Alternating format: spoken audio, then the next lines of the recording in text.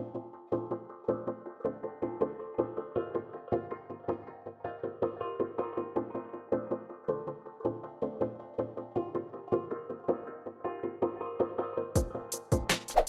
the second day was basically learning how to make French onion soup. So it's like an application on top of that beef stock. So one would imagine you would start making the whole beef stock all over again from scratch and then applying by adding in more onions and so on and so forth to make your soup.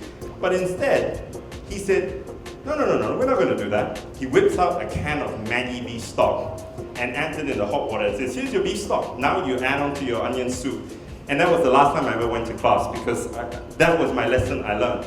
I can't imagine a school which you're paying good money for, teaching you, a hospitality school, teaching you shortcuts by asking you to use a Maggi beef stock powder to pursue, or rather, a school that's supposed to celebrate food and celebrate the art and the love of food, teaching you to use Maggi beef stock. I just couldn't comprehend it, and as a result, I never went back. But that lesson, which I guess I'm trying to share with you, was that there are no shortcuts.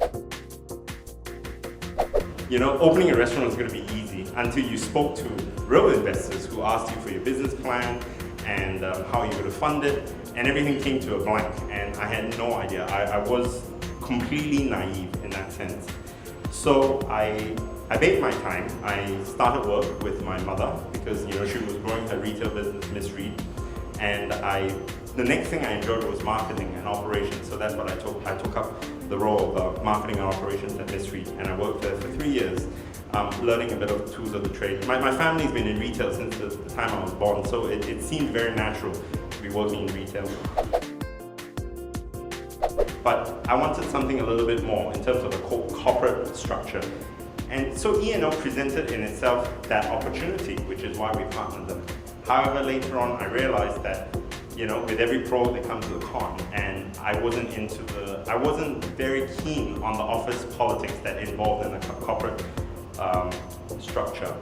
And when you come to realize that, you know, that spring isn't in the step, there's something wrong, you have to reassess the situation. And my conclusion was that I did not fit as well as I hoped to do, as well as I hoped I would, in a very public listed corporate structure.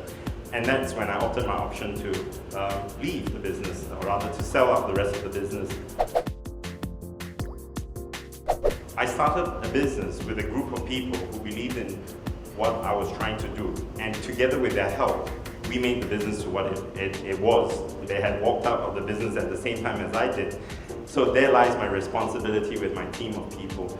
But the core team of, you know, perhaps 25 people came on board without me having to ask, and just automatically assumed that we were going to do something else, and came across to start up a new business. That to me is my greatest achievement, I think, in terms of what I've done in my short career so far, because it is the people that makes the business what it is.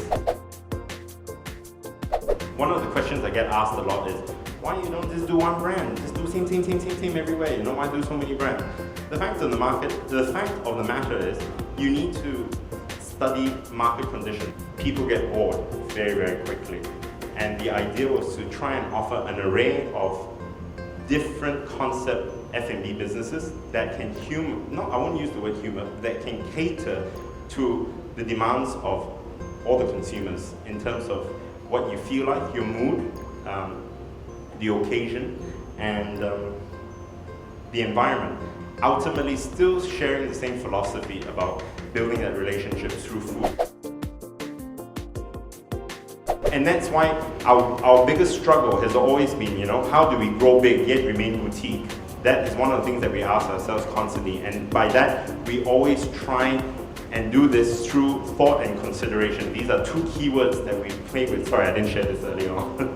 Thought and consideration. These are the two things we ask ourselves in everything that we do, whether it's a marketing program, whether it's a new brand or new concept that we're doing. You know, thought process is, would anybody want it? You know, consideration would be, if they want it, how would they like it? That picture is my grandmother before she passed on. This was her 90th birthday. And the little girl in that picture is her great-granddaughter who lives in New York. She really was one person that inspired a lot of that passion in terms of what home cooking should be, in terms of cooking with love. And I guess what I'm trying to sum up is, to me, that picture encapsulate how I feel about the food and this business.